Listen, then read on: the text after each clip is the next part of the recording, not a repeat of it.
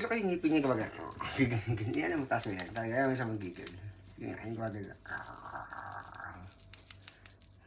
Makuting dead ba pa eh.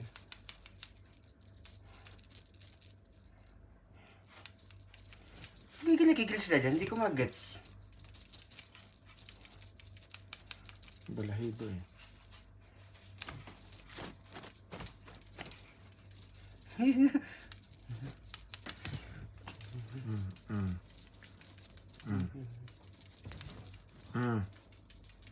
Baka maano ka, masampahan ka dyan ha. Pa. Sakit. Paano yung sinasaktan, no?